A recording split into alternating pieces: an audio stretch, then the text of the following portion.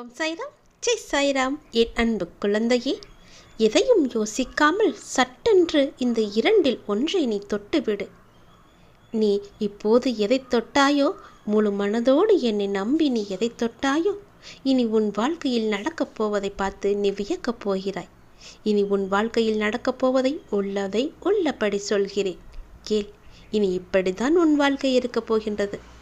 மனமாற என்னை நம்பி இதை தொட்டிருக்கிறாய் அல்லவா? அதற்கான நல்ல செய்தியை நீ கேட்டு, உன் அம்மா, அப்பா, தெய்வம், குரு என எல்லாம் நான் உன் சாய் தேவாதானே என்று சொல்வாய். பிறகு எப்படி உனக்கானதை நான் தர மறுப்பேன்? எல்லாம் தக்க சமயத்தில் உன்னை வந்து சேரும். கவலை கொள்ளாதே, எல்லாம் நன்மைக்கே, நல்லதே நடக்கும். உனக்குள் உன்னையே ஆட்டிப்படைத்துக் கொண்டிருக்கும் குழப்பத்தையும் பதற்றத்தையும் வீணான கவலை அனைத்தையும் விட்டுவிட்டு உன் வேலைகளை பார்த்து கொண்டிரு. நான் உனக்காக வேலை செய்கிறேன். நீ என்னிடம் வைக்கின்ற வேண்டுதலை கேட்டேன். நீ நீண்ட காலமாக உன் வாழ்க்கையை சேர்த்து வருகின்ற பிரச்சனைகளிலிருந்து விடுதலை கேட்கிறாய், சரிதானே?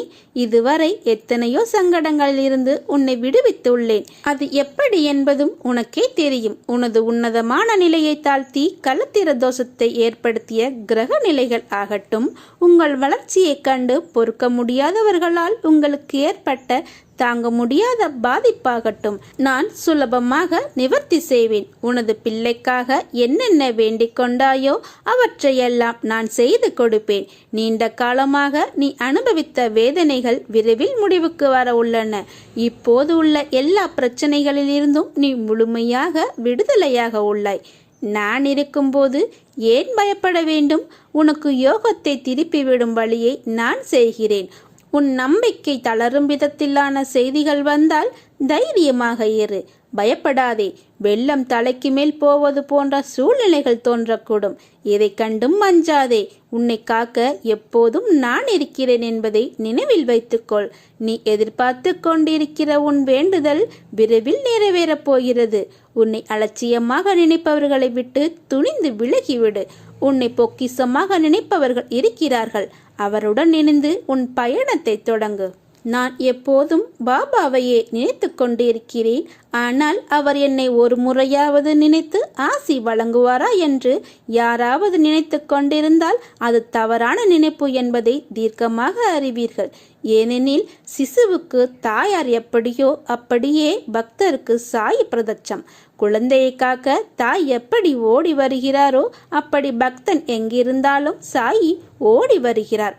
தன்னை நினைத்து அழைக்கிறவர்களுக்காக சாய்பாபா உடனடியாக ஓடி வந்து விடுகிறார் என்பது சாய் பக்தர்கள் பலரின் அனுபவங்கள் ஆகும். ஆனாலும் அந்த நேரத்தில் வந்தது சாயிதான் என்பதை யாரும் அறிவதோ உணர்வதோ கிடையாது. சாய்பாபா பக்கீர் உருவத்தில் மட்டும் வருவார் என்பதில்லை.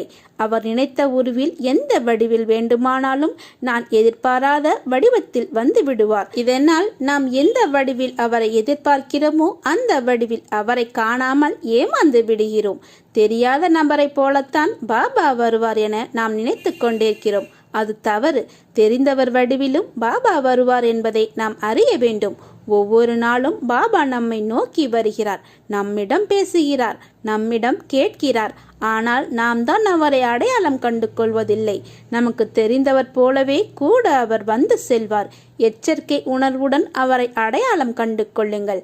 அந்நியரை உபசரியுங்கள். அந்நியர் மட்டுமல்லாமல் நமக்கு தெரிந்தவர்களையும் உபசரியுங்கள்.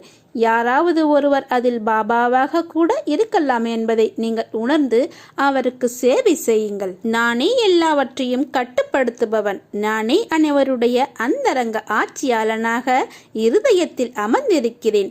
இந்த உலகின் கண் அசைவையும் அசைவற்ற சர்வ சீவராசிகளையும் நானே அரவணைக்கிறேன். இப்பிரபஞ்சம் என்னும் தோற்றத்தை நானே கட்டுப்படுத்துபவன், ஆட்டுவிப்பவனும் கூட. எல்லா வர்க்கங்களின் மூலமாதா நானே. நானே எல்லா உணர்ச்சிகளையும் உந்துபவன், படைப்பவன், காப்பவன், அழிப்பவன் என எல்லா ரூபமாகவும் பாபா இருக்கிறார்.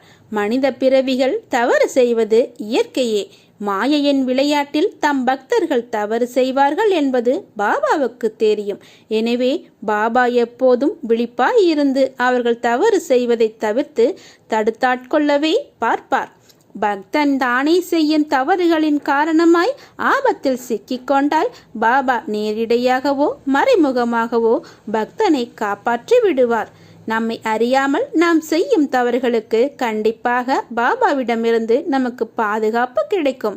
சில சமயம் நாம் பாபா காட்டிய வழியை பின்பற்ற முடியாமல் கூட போகலாம். அதற்காக பாபா வருத்தப்படுவதில்லை. அவர் வெறுப்பு மற்றும் சினம் ஆகிய குணங்களுக்கு அப்பாற்பட்டவர். அவர் கருணையே உருவானவர். குருபாதையில் முன்னேற பக்தனுக்கு உள்ள உண்மையான நோக்கத்தை அவர் கண்காணிக்கின்றார். மன உறுதியுடன் திடமாக இருந்து பாபாவிடம் முழுமையாக சரணாகதி அடைந்தால் அவனுடைய தவறுகளையும் பொருட்படுத்தாது பாபா தன் பக்தனை தன்னுடனேயே வைத்துக் கொள்கிறார். நீங்கள் எங்கே இருந்தாலும், நீங்கள் என்ன செய்தாலும் நான் அதை முழுமையாக அறிவேன் என்பதை தெரிந்து கொள்ளுங்கள். எனக்கு நீ விருப்பத்துடன் படைக்கும் அனைத்தையும் நான் ஏற்றுக்கொள்கிறேன். கவலைப்படாதே, நீ என்னுடைய குழந்தை. எல்லாம் நல்லதே நடக்கும். சாயருக்க பயமேன். ஓம் சாய்ராம். ஜெய் சாய்ராம்.